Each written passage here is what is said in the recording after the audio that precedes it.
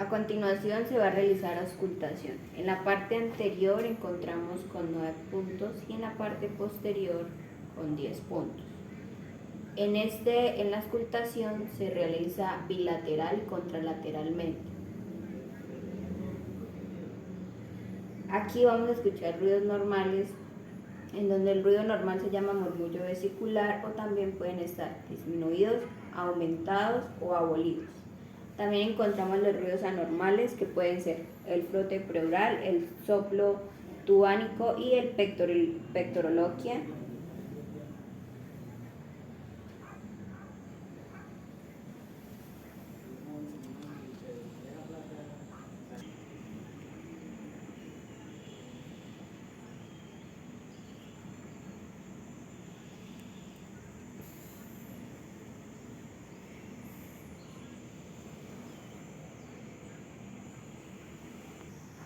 Continuaremos realizando la auscultación en la parte posterior, recordando que aquí son 10 puntos.